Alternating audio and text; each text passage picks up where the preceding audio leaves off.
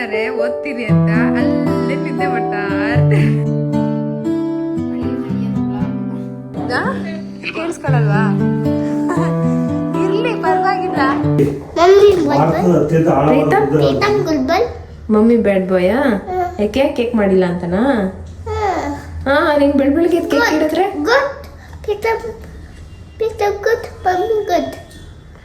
ಇವಾಗ ನಾನು ಕೇಕ್ ಮಾಡಲ್ಲ.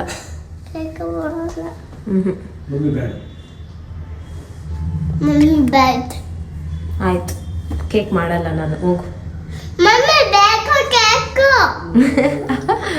ನೀನ್ ಬ್ಯಾಡ್ ಅಂತಲ್ಲ, ನೀನ್ ಬ್ಯಾಡ್ ಅಂತ ಅನ್ನ ಬೇಕು ಕೇಕು ಬೇಕಾ?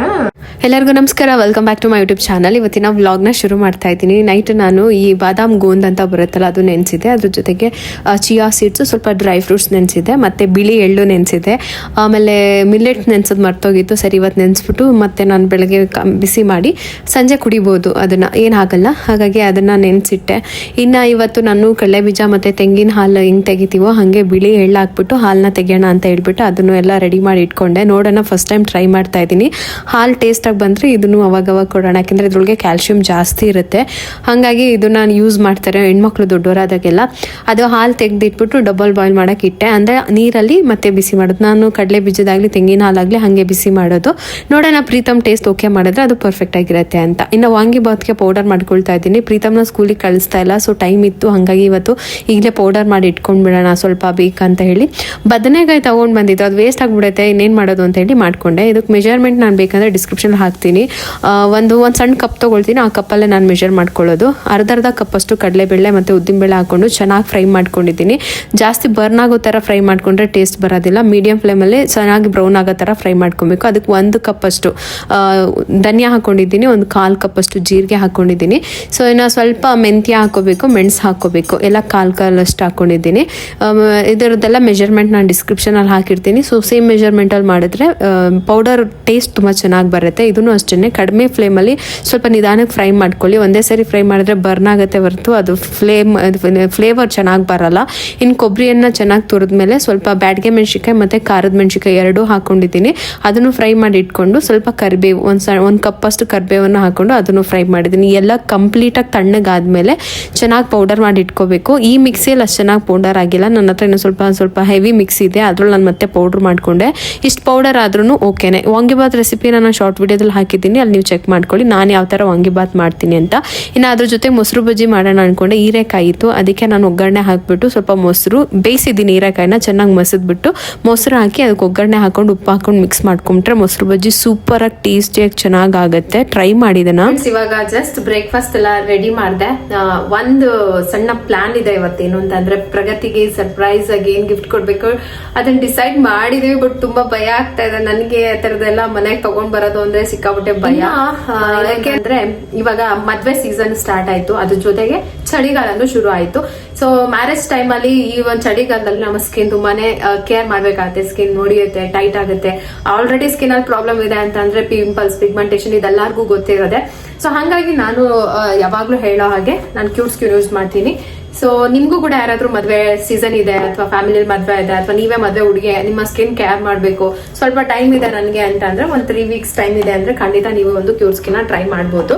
ಸೊ ಸಿಂಪಲ್ ಪ್ರಾಡಕ್ಟ್ಸ್ ನ ಕೊಡ್ತಾರೆ, ಸಿಂಪಲ್ ಸ್ಕಿನ್ ಕೇರ್, ತುಂಬಾ ಜಾಸ್ತಿ ಏನು ಕೇರ್ ಮಾಡೋ ಅವಶ್ಯಕತೆ ಇಲ್ಲ. ಸೊ ನನ್ಗಿದು ಒಂದು ಹೈಡ್ರೇಷನ್ ಜೆಲ್. ಸೊ ಫಸ್ಟ್ ಇದನ್ನ ಅಪ್ಲೈ ಮಾಡ್ಕೊಳ್ಳೋದು. ಅಂದ್ರೆ ಸಿಂಪಲ್ ಸ್ಟೆಪ್ ಇರುತ್ತೆ, ನಂಗೆ ಟೈಮ್ ಇಲ್ಲ, ಅಯ್ಯೋ ಇದನ್ ಬೇರೆ ಯಾರು ಮಾಡ್ತಾರೆ ಅನ್ನೋ ತರ ಏನು ಇರೋದಿಲ್ಲ. ಜಸ್ಟ್ ಅವ್ರ ಸಿಂಪಲ್ ಸ್ಟೆಪ್ ಅಲ್ಲಿ ನಮ್ದು ಸ್ಕಿನ್ ಕೇರ್ ಮುಗ್ದೋಗುತ್ತೆ. ಯಾವ ಟೈಮಲ್ಲಿ ಆದ್ರೂ ಬೆಳಗ್ಗೆ ಮತ್ತೆ ಸಂಜೆ ಆರಾಮಾಗಿ 1-2 ಕ್ರೀಮ್ ಹಚ್ಕೊಂಡ್ಬಿಟ್ಟು ಸ್ಕಿನ್ ಕೇರ್ ಸೂಪರ್ ಆಗುತ್ತೆ. ಸೊ ಇಷ್ಟನೇ. ಇದಾದ್ಮೇಲೆ ನನ್ನ ಹತ್ರ ಒಂದು ಸನ್ಸ್ಕ್ರೀನ್ ಇದೆ, ಕ್ಯೂಟ್ ಸ್ಕಿನ್ ಅವ್ರದ್ದೇನೆ. ಸೊ ಇದನ್ನ ನಾನು ರೆಗ್ಯುಲರ್ ಆಗಿ ಯೂಸ್ ಮಾಡ್ತೀನಿ, ಡೈಲಿ ಬೇಸಿಸ್ ಅಲ್ಲಿ ಯೂಸ್ ಮಾಡ್ಕೊಳ್ಳೋದು. ಸೊ ಇಷ್ಟೇನೆ, ಸಿಂಪಲ್ ಸ್ಕಿನ್ ಕೇರ್ ಇರುತ್ತೆ, ಜಾಸ್ತಿ ಏನು ಅದ್ರೊಳಗೆ ತುಂಬಾ ಸ್ಟೆಪ್ಸ್ ಇರುತ್ತೆ, ಅದು ಮಾಡು ಇದು ಮಾಡಿಲ್ಲ. ಸೊ ಇನ್ನೊಂದೇನು ಅಂತಂದ್ರೆ, ನಾವು ಮೇಲ್ಗಡೆ ಎಷ್ಟು ಕ್ರೀಮ್ ಹಚ್ಚಿದ್ರು ಸ್ಕಿನ್ ಒಳಗಡೆ ಏನ್ ತಗೊಳ್ತೀವೋ ಅದು ಕೂಡ ತುಂಬಾ ಮ್ಯಾಟರ್ ಆಗುತ್ತೆ. ಹಾಗಾಗಿ ನೀವು ಸ್ಕಿನ್ ಏನಾದ್ರು ಅಪ್ಲೈ ಮಾಡಿದ್ರು ಊಟದಲ್ಲಿ ಕೂಡ ಸ್ವಲ್ಪ ಗಮನ ವಹಿಸ್ಬೇಕು ಅಷ್ಟೇನೆ. ಇನ್ನ ಇದೇ ತರ ನಿಮ್ಗೂ ಕೂಡ ಸ್ಕಿನ್ ಕೇರ್ ಮಾಡಬೇಕು. ಈ ಒಂದು ಮ್ಯಾರೇಜ್ ಸೀಸನ್ ಅಥವಾ ವಿಂಟರ್ ಟೈಮ್, ಚಳಿಗಾಲದಲ್ಲಿ ಸ್ಕಿನ್ ತುಂಬಾನೇ ಹಾಳಾಗುತ್ತೆ, ಡ್ರೈ ಆಗುತ್ತೆ. ಅಥವಾ ನಮ್ಮ ಸ್ಕಿನ್ ಕೇರ್ ಮಾಡಕ್ ನಮ್ಗೆ ಐಡಿಯಾ ಇಲ್ಲ, ಹೇಗೆ ಮಾಡ್ಬೇಕು ಅಂತ ಗೊತ್ತಿಲ್ಲ ಅಂತಂದ್ರೆ ನೀವು ಈ ಒಂದು ಆಪ್ ಅನ್ನ ಟ್ರೈ ಮಾಡಬಹುದು. ಏನಿಲ್ಲ, ಸಿಂಪಲ್, ನಾನು ಡಿಸ್ಕ್ರಿಪ್ಷನ್ ಲಿಂಕ್ ಹಾಕಿರ್ತೀನಿ, ಡೌನ್ಲೋಡ್ ಮಾಡ್ಕೊಳ್ಳಿ. ಮತ್ತೆ ಅದರೊಳಗೆ ಒಂದಿಷ್ಟು ಪ್ರಶ್ನೆ ಕೇಳ್ತಾರೆ, ನಾನು ಸುಮಾರು ಸರಿ ಹೇಳಿದ್ದೀನಿ, ಮತ್ತೆ ಸ್ಕ್ರೀನ್ ರೆಕಾರ್ಡ್ ಕೂಡ ಹಾಕ್ತೀನಿ, ಯಾವ ತರ ಒಂದು ಆಪ್ ಅನ್ನ ಯೂಸ್ ಮಾಡ್ಕೊಳ್ಳೋದು ಅಂತ ಹೇಳ್ಬಿಟ್ಟು. ಸೊ ಈ ತರ ಯೂಸ್ ಮಾಡ್ಕೊಳ್ಳಿ. ನಿಮ್ಮ ಸ್ಕಿನ್ ಅಲ್ಲಿ ಯಾವುದೇ ಪ್ರಾಬ್ಲಮ್ ಇದ್ರು, ಡಲ್ ಸ್ಕಿನ್ ಅಥವಾ ಸ್ಕಿನ್ ಕ್ಲಿಯರ್ ಆಗಬೇಕು, ಸ್ಕಿನ್ ಮೈಂಟೈನ್ ಮಾಡಬೇಕು, ತುಂಬಾ ಚೆನ್ನಾಗಿ ಹೈಡ್ರೇಷನ್ ಆಗಿ ಇಟ್ಕೋಬೇಕು, ಅಥವಾ ಸ್ಕಿನ್ ಪಿಗ್ಮೆಂಟೇಷನ್ ಆಗಿದೆ, ಪಿಂಪಲ್ಸ್ ಜಾಸ್ತಿ ಆಗಿದೆ, ಪಿಂಪಲ್ ಮಾರ್ಕ್ಸ್, ಸೊ ಎಲ್ಲಾ ರೀಸನ್ಸ್ಗೂ ಕೂಡ ನಿಮ್ಗೆ ಇಲ್ಲಿ ಒಂದು ಪರಿಹಾರ ಸಿಗುತ್ತೆ. ಅಂದ್ರೆ ಒಳ್ಳೆ ಬೆಸ್ಟ್ ರಿಸಲ್ಟ್ ಇರುವಂತಹ ಪ್ರಾಡಕ್ಟ್ಗಳು ಸಿಗುತ್ತೆ. ಅದನ್ನ ನೀವು ರೆಗ್ಯುಲರ್ ಆಗಿ ಯೂಸ್ ಮಾಡ್ತಾ ಬಂದ್ರೆ ವಿತಿನ್ 3 weeks ಅಲ್ಲೇ ಬೆಸ್ಟ್ ರಿಸಲ್ಟ್ ಸಿಗುತ್ತೆ. ಪ್ರೈಸ್ ಬಂದ್ಬಿಟ್ಟು 2200 rupees ಆಗುತ್ತೆ. ನಿಮ್ಗೆ ಎಲ್ಲ ಲ್ಯಾಂಗ್ವೇಜ್ ಅಲ್ಲಿ ಕೂಡ ಸಿಗುತ್ತೆ. ಅಂದ್ರೆ 20 days ಒಂದ್ಸರಿ ಅವರೇ ನಿಮಗೆ ಫಾಲೋ ಅಪ್ ಕೂಡ ತಗೊಳ್ತಾರೆ. ನೀವು ಏನಾದ್ರು ಪ್ರಾಡಕ್ಟ್ ತಗೊಳ್ಳೋಂಗಿದ್ರೆ ನಾನು ಡಿಸ್ಕ್ರಿಪ್ಷನ್ ಅಲ್ಲಿ ಇದ್ರ ಲಿಂಕ್ ಹಾಕ್ತೀನಿ. ಅದ್ರ ಮುಖಾಂತರ ನೀವು ಬೈ ಮಾಡಿದ್ರೆ ನಿಮಗೆ ಒಂದ್ ಸ್ವಲ್ಪ ಅಮೌಂಟ್ ಕಡಿಮೆ ಆಗುತ್ತೆ. ಅಂದ್ರೆ ಒಂಥರ ಕೂಪನ್ ಕೋಡ್ ನಾನು ಮೆನ್ಷನ್ ಮಾಡ್ತೀನಿ. ಸೊ ಕ್ಯೂರ್ ಸ್ಕಿನ್ ಅಲ್ಲಿ ನಿಮ್ಗೆ ಬರುತ್ತೆ. ನಿಮ್ಮ ಒಂದು ಸ್ಕಿನ್ ಪ್ರಾಬ್ಲಮ್ಗೆ ಕಸ್ಟಮೈಸ್ಡ್ ಕಿಟ್ ಬರುತ್ತೆ. ಈಗ ನನ್ನ ಸ್ಕಿನ್ ಪ್ರಾಬ್ಲಮ್ ಬೇರೆ, ನಿಮ್ ಸ್ಕಿನ್ ಪ್ರಾಬ್ಲಮ್ ಬೇರೆ, ಅಥವಾ ನನ್ನ ಸ್ಕಿನ್ ಟೈಪ್ ಬೇರೆ, ನಿಮ್ ಸ್ಕಿನ್ ಟೈಪ್ ಬೇರೆ ಇರುತ್ತೆ. ಸೊ ಇದಕ್ಕೆಲ್ಲದಕ್ಕೂ ಒಂದು ಬೆಸ್ಟ್ ಸೊಲ್ಯೂಷನ್ ಅಂತ ಅಂದ್ರೆ ಕ್ಯೂರ್ ಸ್ಕಿನ್ ಆಪ್. ಸೊ ಅದ್ರೊಳಗೆ ನಿಮಗೆ ಕಸ್ಟಮೈಸ್ಡ್ ಕಿಟ್, ಅಂದ್ರೆ ನಿಮ್ಮ ಪ್ರಾಬ್ಲಮ್ಗೆ ಕಸ್ಟಮೈಸ್ ಮಾಡಿ ನಿಮ್ಗೆ ಯಾವ ತರ ಕ್ರೀಮ್ ಅಪ್ಲೈ ಮಾಡಬೇಕು, ಯಾವ ಕಾಂಬಿನೇಷನ್ ಕ್ರೀಮ್ ಯೂಸ್ ಮಾಡ್ಬೇಕಂತ ಹೇಳಿ ಅವ್ರು ಹೇಳ್ತಾರೆ. ಅದರಿಂದ ನಿಮ್ಮ ಸ್ಕಿನ್ ಪ್ರಾಬ್ಲಮ್ ಬೇಗ ಕ್ಲಿಯರ್ ಆಗುತ್ತೆ. ಸೊ ನಿಮ್ಗೆ ಏನಾದ್ರು ಟ್ರೈ ಮಾಡಾಗಿದೆ, ಡಿಸ್ಕ್ರಿಪ್ಷನ್ ಅಲ್ಲಿ ಕ್ಯೂರ್ ಸ್ಕಿನ್ ಲಿಂಕ್ ಕೊಟ್ಟಿರ್ತೀನಿ, ನೀವು ಅಲ್ಲಿ ಟ್ರೈ ಮಾಡಬಹುದು. ಇಷ್ಟೇನೆ. ನಿಮ್ಗೆ ಏನಾದ್ರು ಬೇಕಂತಂದ್ರೆ ಮನೆಯಲ್ಲೇ ಕೂಪನ್ ಕೋಡ್ ನ ಯೂಸ್ ಮಾಡ್ಕೊಳ್ಳಿ. ವಿತಿನ್ 3 weeks ಅಲ್ಲಿ 98% ಜನಕ್ಕೆ ಇದ್ರೊಳಗೆ ರಿಸಲ್ಟ್ ಸಿಗುತ್ತೆ. ಓಕೆನಾ? ಹೆಂಗಿದೆ? ಚೆನ್ನಾಗಿತ್ತಾ? ಸೊ ಮನೇಲಿ ಮಾಡೋ ಪೌಡ್ರಿಗೂ ಹೊರಗಡೆ ಮಾಡೋ ಪೌಡ್ರಿಗೂ ಸ್ವಲ್ಪ ಡಿಫ್ರೆನ್ಸ್ ಅನ್ಸುತ್ತೆ. ಮನೇಲಿ ಟೇಸ್ಟ್ ಸೂಪರ್.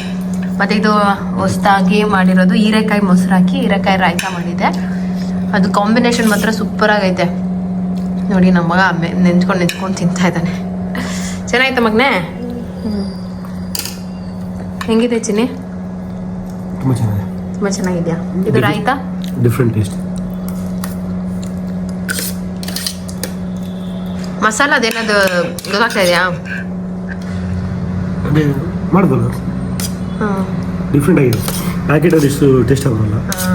ಮಲ್ಲೆ ಮಾಡಿರೋದು ತುಂಬ ಚೆನ್ನಾಗಿ. ಜೊತೆಗೆ ಹೀರೆಕಾಯ್ದು ರಾಯ್ತಾ ಚೆನ್ನಾಗಿದ್ರೆ ಕಾಂಬಿನೇಷನ್ ಸಕ್ಕತ್ತಾಗಿದೆ. ನೀವು ಟ್ರೈ ಮಾಡಿ. ಯಾವ್ದಾದ್ರು ವಾಂಗಿಬಾತ್ ಜೊತೆಗೆ ಹೀರೆಕಾಯಿ ಇದ್ದಾಗ ಈ ಥರ ಮಾಡಿ. ಇತ್ತು ಮನೇಲಿ ನೆನೆ ಊರಿಂದ ತಗೊಂಬಂದಿರೋದು, ಏನು ಮಾಡಿರ್ಲಿಲ್ಲ. ಏನಾದ್ರೂ ಮಾಡ್ಬೇಕಲ್ಲ ಅಂತ ಅನ್ಕೊಂಡು ಮಾಡಿದೆ. ಚೆನ್ನಾಗಿ ಬಂದಿದೆ, ಪರವಾಗಿಲ್ಲ.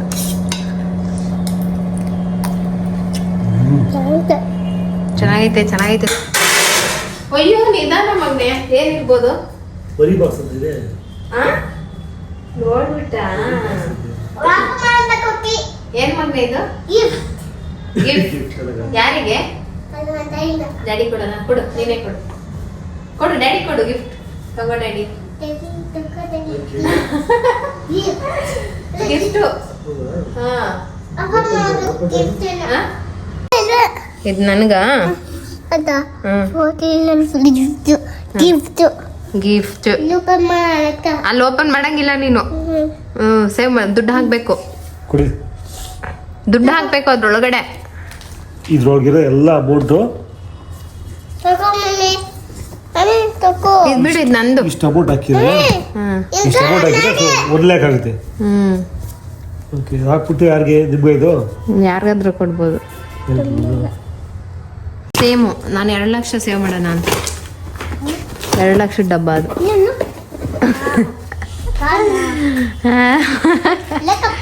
ಅದು ಜಲನೇತಿ ಮಾಡೋದು. ಸುಳ್ಳು ಹೇಳ್ತಿರೋದು? ಸುಳ್ಳು ಹೇಳ್ತಾ ಇದೆಯಾ? ಸೆರಾಮಿಕ್ ಜಲನೇತಿ ಅದ್ರಲ್ಲ, ಮೂಗಳಗಡೆ ಮಕ್ಳಿಗೆ ಅಂದ್ರೆ ನಮಗಾಗುತ್ತೆ. ಜಲ ನೀತಿನ ಬಾ ನೋಡೋಣ ಡ್ಯಾಡಿ. ನೋಡಿ, ಇವನ್ ಒಂದಿನ ಮನೇಲಿ ಇರ್ಸ್ಕೊಂಡ್ರೆ ಆಟ ಆಡ್ಬೇಕಲ್ವಾ ಡ್ಯಾಡಿ ಅಂತ ಹೇಳಿ. ಏನ್ ಮಗ್ನೆ ಇದು? ಏನ್ ಮಾಡ್ದೆ? ಚಳಿ ಮಾಡ್ದ? ತೋರ್ಸು, ಹೆಂಗ್ ಮಾಡ್ತೀಯ? ತೋರ್ಸು. ಹಂಗ್ ಮಾಡ್ತೀಯಾ?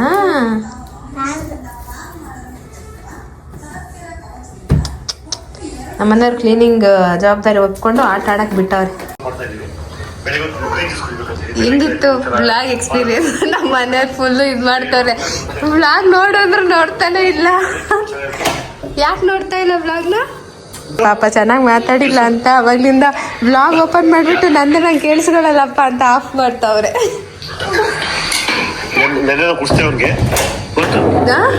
ಕೇಳಿಸ್ಕೊಳ್ಳಲ್ವಾ?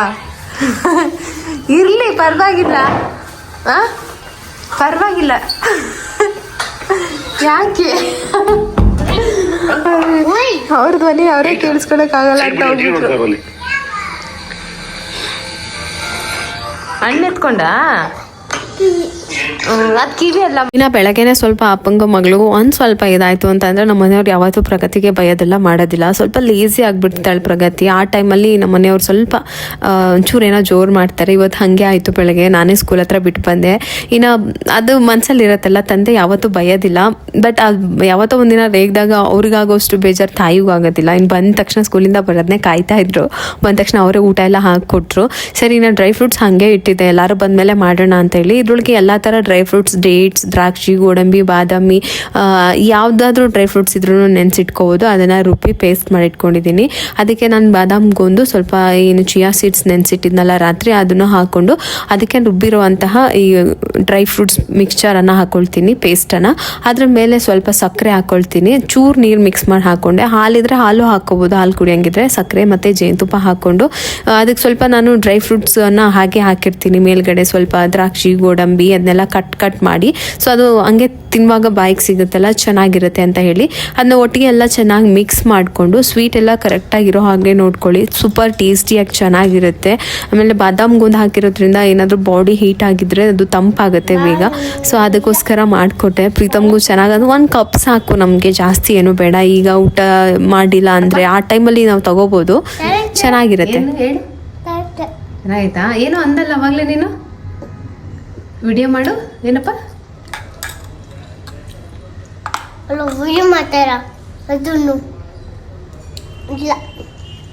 ಎಲ್ಲರೂ ಊಟ ಮಾಡಿದ್ರು. ಸೊ ಹಂಗಾಗಿ ಒಂದೊಂದು ಗ್ಲಾಸ್ ಮಾಡ್ಕೊಡೋಣ ಅಂತೇಳಿ. ಬೆಳಗ್ಗೆ ಮಾಡಿದ್ರೆ ಮತ್ತೆ ಸಂಜೆ ಹೊತ್ತಿಗೆ ಅದು ತಣ್ಣಗಾಗುತ್ತೆ. ಎಲ್ಲರೂ ಇದ್ದಾಗ ಮಾಡಿದ್ರೆ ಎಲ್ಲರಿಗೂ ಇರುತ್ತೆ ಅಂತ ಹೇಳ್ಬಿಟ್ಟು ಎಲ್ಲ ಒಟ್ಟಿಗೆ ಇದ್ದಾಗ ಮಾಡ್ತೀನಿ.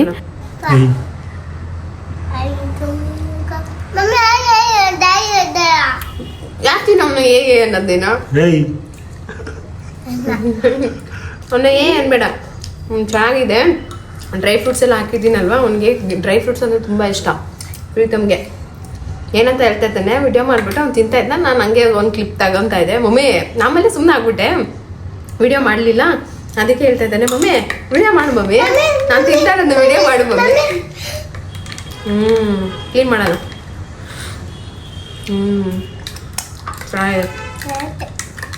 ಇದೊಂದು ಕಪ್ ಸಾಕು. ಸೂಪರ್ ಆಯ್ತಲ್ಲ? ಚೆಲ್ಲಬೇಡ, ಕೈಲಿ ಹಿಡ್ಕೊಂಡು ನೋಡಿ ಹೆಂಗೆ ನಿಂತಿರ ಅವತಾರ ನೋಡಲಿ. ಮಧ್ಯ ಡ್ರೈ ಫ್ರೂಟ್ಸ್ ಎಲ್ಲ ಸಿಗುತ್ತಲ್ಲ, ಚೆನ್ನಾಗಿದೆ. ನನಗೆ ಅಷ್ಟು ಇಷ್ಟ ಆಗಲ್ಲ ಸ್ಮೂದಿ ಎಲ್ಲ. ಟಿಶ್ಯೂ ಪೇಪರ್ ಕೊಡ್ತೀನಿ.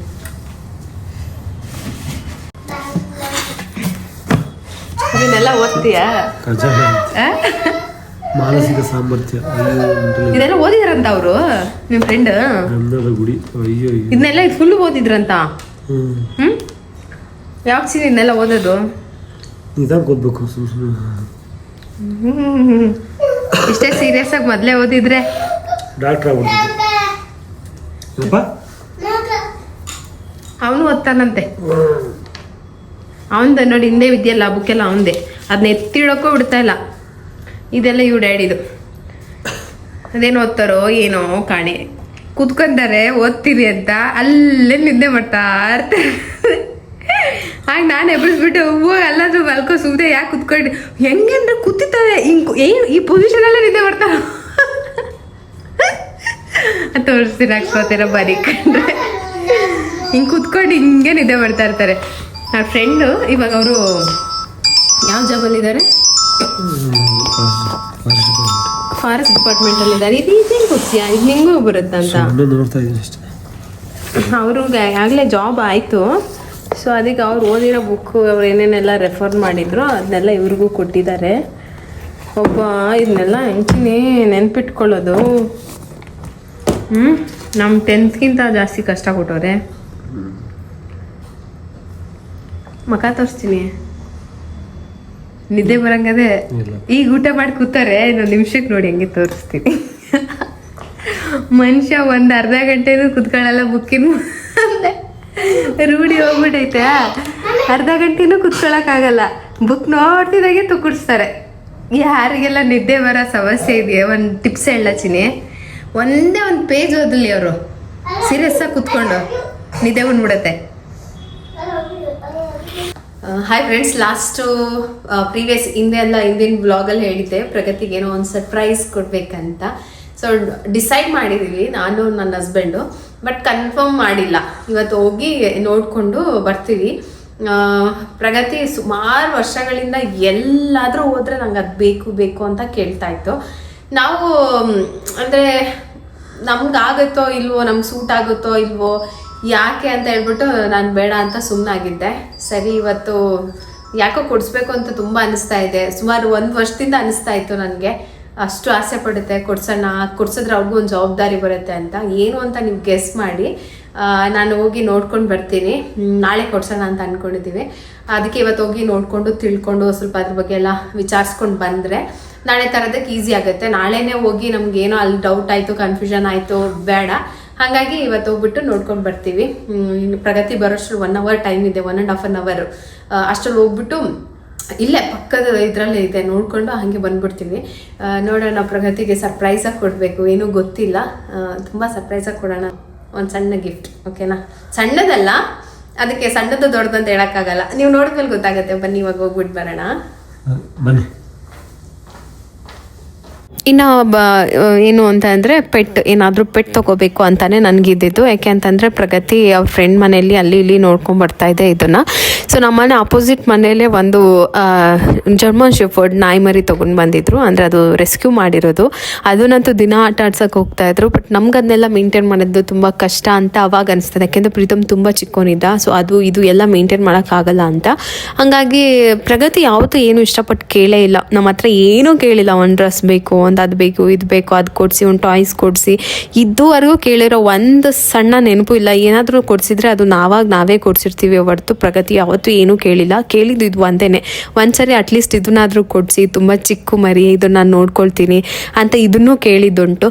ಸೊ ಆವಾಗ ನಾನು ಯೋಚನೆ ಮಾಡಿದೆ, ಓಕೆ ಅವ್ರಿಗೂ ಇವಾಗ ದೊಡ್ಡವ್ರು ಆಗ್ತಾ ಇದ್ದಾರೆ, ಮನೆಯೊಳಗೆ ಅವ್ರು ಫ್ರೆಂಡ್ಲಿಯಾಗಿ ಯಾಕೋ ಇರ್ತಾ ಇಲ್ಲ ಅಂತ ಫೀಲ್ ಆಗ್ತಾ ಇತ್ತು.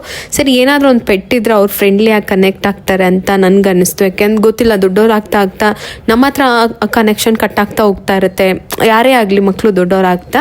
ಸೊ ಅದಕ್ಕೆ ಏನಾದರೂ ಒಂದು ಪೆಟ್ ಕೊಟ್ಟರೆ ಅಥವಾ ಅದನ್ನು ನೋಡ್ಕೊಳ್ಳೋ ಇದ್ರೊಳಗೆ ನಮ್ಮ ಮನೆಗೆ ಮತ್ತೆ ಒಂದು ಬಾಂಡಿಂಗ್ ಕ್ರಿಯೇಟ್ ಆಗುತ್ತೆ. ಮತ್ತು ಮಕ್ಕಳೆಲ್ಲ ಒಟ್ಟಿಗೆ ಅದ್ರ ಜೊತೆ ಆಟ ಆಡೋದು ಈ ಥರ ಆಗುತ್ತೆ. ಪ್ರಗತಿ ಅವ್ರ ಪಾಡಿಗೆ ಅವ್ರ ರೂಮಲ್ಲಿ ಇರೋದು, ಓದೋದು, ಬರೀ ಸೈಲೆಂಟಾಗಿರೋದು, ಮಾತಾಡ್ದಲ್ಲೇ ಇರೋದು, ಇದೆಲ್ಲ ಜಾಸ್ತಿ. ಸೊ ಅದನ್ನು ಅವಾಯ್ಡ್ ಮಾಡಬೇಕಂತ ನಾನು ಒಂದು ಏನಾದರೂ ಪೆಟ್ ತೊಗೊಂಡು ಬರೋಣ ಅಂತ ಡಿಸೈಡ್ ಮಾಡಿದ್ವಿ. ಗೊತ್ತಿಲ್ಲ, ನಂಗೆ ಆ ನಾಯಿ ಮರಿ ಅಂತೂ ಸಿಕ್ಕಾಬಿಟ್ಟೆ ಇಷ್ಟ ಆಯಿತು.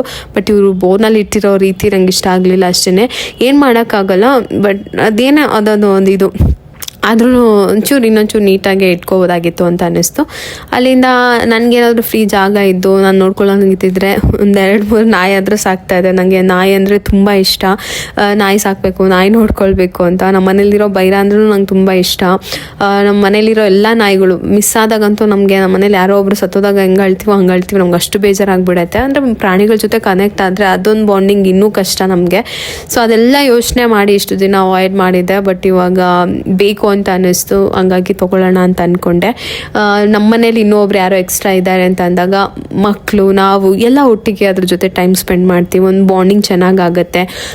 ಮಾತೇ ಆಡ್ತಾ ಇರಲ್ಲ ನನ್ನ ಮಗಳು, ಮಾತೇ ಆಡಲ್ಲ. ಅವ್ಳು ಮಾತಾಡಲಿ ಅಂತ ಕಾಯ್ತಾ ಇರ್ತೀವಿ. ಅದಕ್ಕೋಸ್ಕರ ಇದು ಗಿಫ್ಟು. ಇಷ್ಟು ಲೇಟ್ ಆಯ್ತಾ? ಆಗಲೇ ಹೋದ್ರೆ ನಮ್ಮ 5 ಕಾಲು. ಏನು ಹೇಳಿಲ್ವಾ? ಎಲ್ಲಿ ನೋಡು, ಏನು ಹೇಳಿಲ್ವಾ? ಇಲ್ಲ.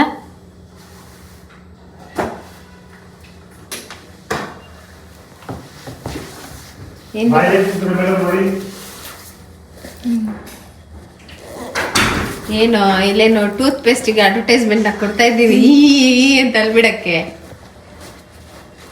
ಮೇಡಮ್ ಏನಾದರೂ ತಿಂಡಿ ಕೊಟ್ಟಿದ್ದಾರಾ? ಇಲ್ಲ, ಫ್ರೆಂಡ್ಸ್ ಕೊಟ್ರಾ? ಬರ್ತಡೇನಾ? ಸುಮ್ಮನೆ ಹಂಗೆ ಕೊಟ್ರಾ? ಯೂನಿಫಾರ್ಮ್ ಬಂತಾ? ಪ್ರಗತಿಗೆ ಕೊಟ್ರಾ? ಡ್ಯಾನ್ಸ್ ಯೂನಿಫಾರ್ಮ್ ಪೇ ಮಾಡಿದ್ರಾ? ಪೇ ಮಾಡಿಲ್ವಾ? ಪೇ ಮಾಡ್ತೀವಿ. ಯಾವಾಗ? ಮುಂಚೆನೆ ಮಾಡಿದ್ರಾ? ನೋಡಿಲ್ಲ. ಎಷ್ಟಂತೆ? 1300. 1300. ಹೇಳಿದೆ ಕೇಳಿದ್ಕೆ ಇಲ್ಲ ಬರ್ಬೇಕು. ಪ್ರಗತಿ ಫಸ್ಟ್ ನನಗೆ ಹೇಳೋದು ಸೈಜ್ ಎಲ್ಲ ಕರೆಕ್ಟಾಗಿ ಐತಂತ. ಅದು ಕೊಟ್ಟಿದ್ರಲ್ಲ. ಕಾಟನ್ ಅಲ್ಲ ಇದು ಪಾಲಿಸ್ಟರು. ಇದು ಏನದು? ದುಪ್ಪಟ್ಟ ಪ್ಯಾಂಟು ಅದು ಸ್ಟಿಚ್ಚಾ? ಈ ಥರ ಇರಬೇಕು ಪ್ಯಾಂಟು. ಲಾಸ್ಟ್ ಟೈಮ್ ಡ್ಯಾನ್ಸ್ ಕ್ಲಾಸಲ್ಲಿ ನಾವೇ ತಗೊಂಡಿದ್ದು ಪ್ಯಾಂಟ್. ಮತ್ತು ಗ್ರೀನ್ ಕಲರ್ ಕೊಟ್ಟಿದ್ದಾರೆ. 2 ಒಂದೊಂದು ದಿವಸಕ್ಕೆ ಒಂದೊಂದು. ಪ್ಯಾಂಟ್ ಮಾತ್ರ ಪಿಂಕೇನಾ? ಮತ್ತು ಪ್ಯಾಂಟ್ ವಾಶ್ ಮಾಡೋದು ಬೇಡವಾ? ಡ್ರೆಸ್ ಮಾತ್ರ ವಾಶ್ ಮಾಡ್ಕೊಂಡು ಒಂದೇ ಪ್ಯಾಂಟ್ ಹಾಕೊಂಡು ಹೋಗೋದಾ? ಇದಕ್ಕೆ ಬಾರ್ಡರ್ ಕೊಟ್ಟರೆ ಅದಕ್ಕೆ ಮ್ಯಾಚ್ ಆಗುತ್ತೆ ಗೊತ್ತು ಅದಕ್ಕೆ. ವೆಲ್ಡು ಬ್ಯಾಂಟಿಗೆ ಪ್ಯಾಂಟ್ಗೆ ಈ ಥರ ಪ್ಯಾಂಟ್ ಆದರೆ ಕಂಫರ್ಟಬಲ್ ಆಗಿರುತ್ತೆ. ನೋಡಿ ಸೈಜ್ ಕರೆಕ್ಟಾಗಿ ಇದೆಯಾ ಅಂತ ಚೆಕ್ ಮಾಡಿ ಹಾಕೊಂಬೋಗು. ಲೆಂತ್ ಕರೆಕ್ಟ್ ಆಗಿದೆ. ಇದನ್ನು ಹಾಕೊಂಬೋಗಿ ನೋಡೋಣ ಹೆಂಗೆ ಕಾಣಿಸುತ್ತೆ. ಹೆಂಗೆ ಹಾಕೋದು ನೋಡಿ. ಪಿನ್ ಹಾಕ್ಬೇಕು. ಪಿನ್ನಲ್ಲ ಚೆನ್ನಾಗಿದೆಯಾ? ಓಕೆನಾ?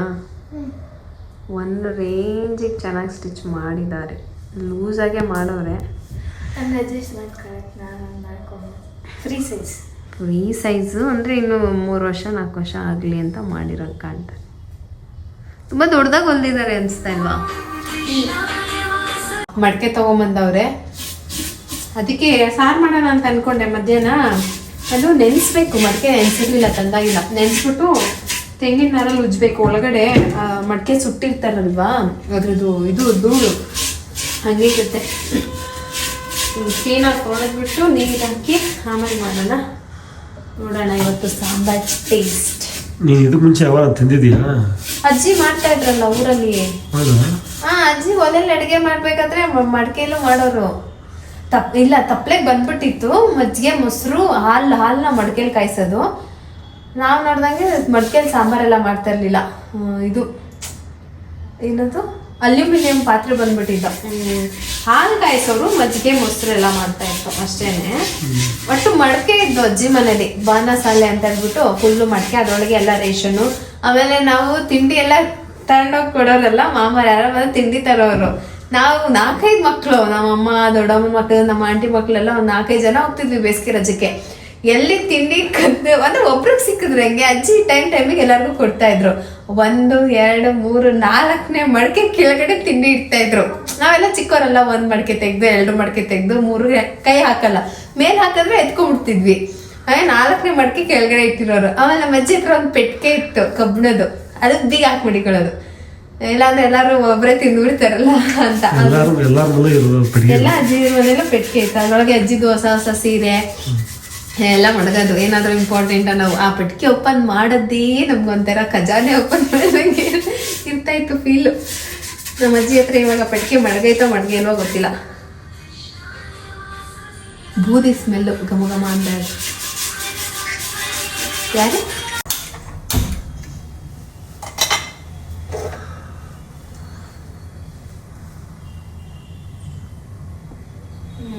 ನೋಡ್ಬೇಕು. ಮಣ್ಣೇನು ಬರ್ತಾ ಇಲ್ಲಲ್ಲ. ಏನಾಗಲ್ಲ, ಅಷ್ಟೊಂದು ಏನಾಗಲ್ಲ. ನೀರು ತುಂಬ ಮಡಿಕೊಳಕ ಅಡುಗೆ ಮಾಡೋದ? ಇದು ಅಡುಗೆ ಮಾಡೋದೇನಾ? ಸಾರು ಮಾಡ್ಬೋದಾ? ಏನು ಕಲ್ಲು ಆ ಥರ ಏನು ಬರ್ತಾ ಇಲ್ಲ. ಈಗೆಲ್ಲ ಮಡಿಕೆ ಮಾಡೋದು ಹೋಯ್ತು. ಮತ್ತೆ ಅದು ಹೊಸದಾಗಿ ಸ್ಟಾರ್ಟ್ ಆಗ್ತದೆ. ಮಡಿಕೆ ಊಟ ತುಂಬ ಚೆನ್ನಾಗಿರುತ್ತೆ ಅಂತ ಎಷ್ಟೊಂದು ಜನ ಇವುಗಳಿಗೆ ಫಿಶ್ಶಿಗೆ ಜಾಸ್ತಿ ಯೂಸ್ ಮಾಡ್ತಾರೆ. ಮೀನು ಅಡುಗೆ ಮಾಡಬೇಕಂದ್ರೆ ಮಡಿಕೆಲಿ ಮಾಡಿದ್ರೆ ಚಂದ, ಮಣ್ಣಿಂದ ಘಮ ಚೆನ್ನಾಗಿರುತ್ತೆ ಅಂತ. ಸೊ ಇವತ್ತು ಹಸೆ ತೊಗರಿ ಕಾಳು ಐತೆ, ಸ್ವಲ್ಪ ಹೀರೆಕಾಯಿ ಐತೆ. ಎರಡನ್ನೂ ಹಾಕಿ ಮಸಾಲೆ ಸಾರು ಥರ ಮಾಡ್ತೀನಿ. ಮಸಾಲೆ ಸಾರು ಅಂದರೆ ತರಕಾರಿ ಸಾಂಬಾರು ಥರ.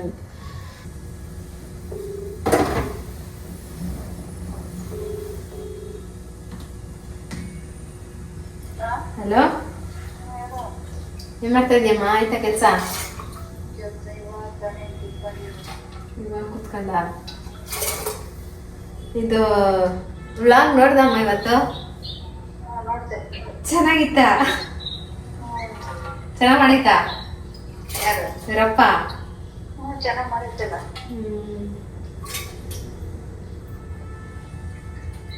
ಮಳಿ ಮೈಯನ್ ಬ್ಲಾಗು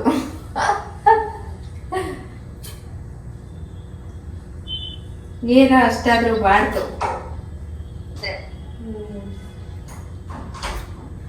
ಆಮೇಲೆ ವ್ಲಾಗ್ ಎಲ್ಲ ಮಾಡಿ ನೋಡು, ವ್ಲಾಗ್ ಅಂದ್ರೆ ನೋಡ್ತಾ ಇಲ್ಲ. ನಾನ್ ನೋಡೋದಪ್ಪ ನನ್ ವ್ಲಾಗ್ ನಾನು ಎಲ್ಲಿಗ ಮಾತಾಡ್ಬಿಟ್ಟಿದ್ದೀನಿ ಅಂತ.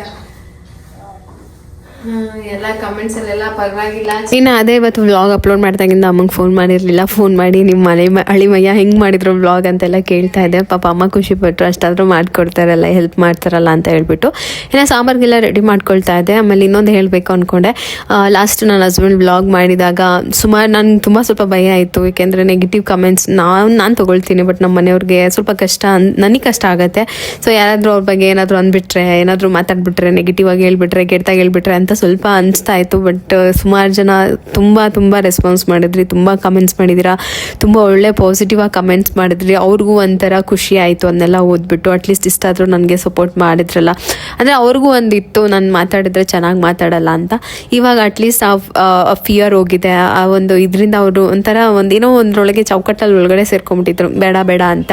ಬಟ್ ಇವಾಗ ನೀವು ಅಷ್ಟು ಕಮೆಂಟ್ಸ್, ಪಾಸಿಟಿವ್ ಕಮೆಂಟ್ಸ್ ಕೊಟ್ರಲ್ಲ, ಅದಕ್ಕೆ ಅವ್ರಿಗೂ ಕೂಡ ತುಂಬ ಇದಾಯಿತು. Thank you so much. ಯಾರೆಲ್ಲ ನನಗೆ ಕಮೆಂಟ್ಸ್ ಮಾಡಿ, ನನ್ನ ಹಸ್ಬೆಂಡ್ಗೆ ಆ್ಯಕ್ಚುಲಿ ತುಂಬ ರೆಸ್ಪಾನ್ಸ್ ಬಂತು ಆ ವಿಡಿಯೋಗೆ. ವ್ಯೂಸ್ ಕಡಿಮೆ ಇರ್ಬೋದು, ಬಟ್ ಬಂದಿರೋ ಕಮೆಂಟ್ಸ್ ಮಾತ್ರ ತುಂಬ ಒಂದು 280-300 ಕಮೆಂಟ್ಸ್ ಬಂದಿದೆ. ಎಲ್ಲನೂ ಅವ್ರಿಗೆ ಪಾಸಿಟಿವ್ ಆಗಿ ಕಮೆಂಟ್ಸ್ ಮಾಡಿದ್ರಿ. ಎಲ್ಲರಿಗೂ ತುಂಬ ಥ್ಯಾಂಕ್ಸ್. ಹಾಗೆ ಸಪೋರ್ಟ್ ಮಾಡ್ತಾ ಇರಿ. ನೋಡೋಣ, ಮಧ್ಯೆ ಅವರು ಬಂದು ಮಾತಾಡ್ತಾ ಇರ್ತಾರೆ. ಅದು ಒಂದೇ ವಿಚಾರಕ್ಕೆ ಅವ್ರು ನನ್ನ ಬ್ಲಾಗ್ಸ್ಗಳಲ್ಲಿ ಬರ್ತಾ ಇರಲಿಲ್ಲ. ಅದಾದಮೇಲೆ ಪ್ರಗತಿ ಸ್ಟಾಪ್ ಆಯಿತು. ಪ್ರಗತಿನೂ ಕೂಡ ಬಿಲ್ಕುಲ್ ಮಾತಾಡೋದಿಲ್ಲ, ತುಂಬ ಸೈಲೆಂಟು. ಸೊ ಅವ್ರು ಮಾತಾಡಲ್ಲ ಅನ್ನೋ ಫೀಲ್ ಜಾಸ್ತಿ ನನಗೆ.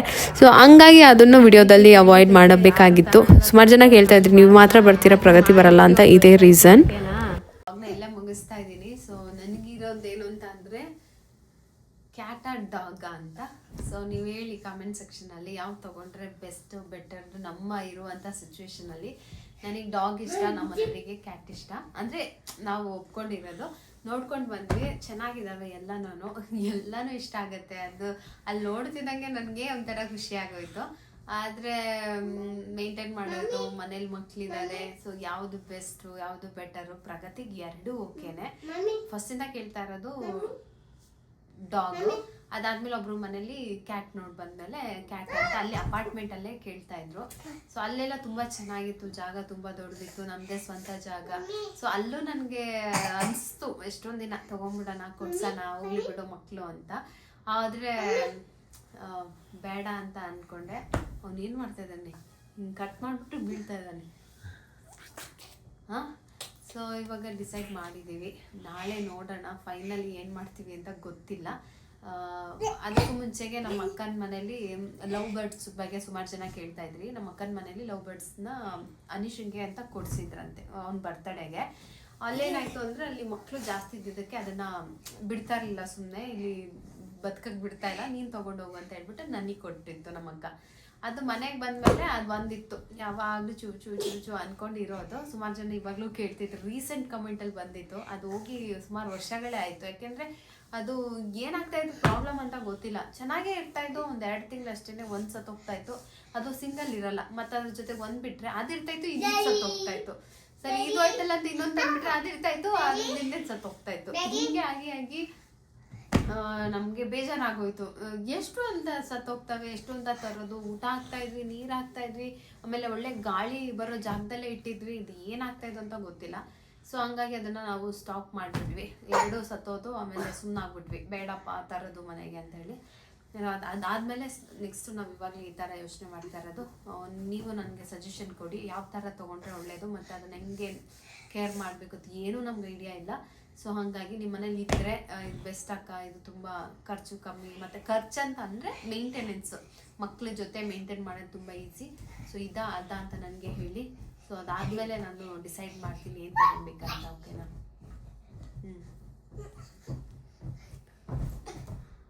ಹಾಡು ನನ್ನ ಮಗನಿಗೆ ಇಷ್ಟೇ, ಏನು ಮಾಡೋಕ್ಕಾಗಲ್ಲ. ಇವತ್ತಿನ ವ್ಲಾಗ್ನ ಇಲ್ಲೇ ಮುಗಿಸ್ತಾ ಇದ್ದೀನಿ. ವ್ಲಾಗ್ ಇಷ್ಟ ಆಗಿದ್ರೆ ಲೈಕ್ ಮಾಡಿ, ಶೇರ್ ಮಾಡಿ. ಸಿಗ್ತೀನಿ ನೆಕ್ಸ್ಟ್ ವ್ಲಾಗಲ್ಲಿ. ಕಮೆಂಟ್ ಮಾಡಿ, ಪ್ಲೀಸ್ ಲೈಕ್ ಮಾಡಿ. ತುಂಬ ಲೈಕ್ಸ್ ಕಡಿಮೆ ಬರ್ತಾ ಇದೆ. ನಿಮ್ಗೆ ಇಷ್ಟ ಆಗಿದ್ರೆ ಲೈಕ್ ಮಾಡಿ. ಓಕೆನಾ?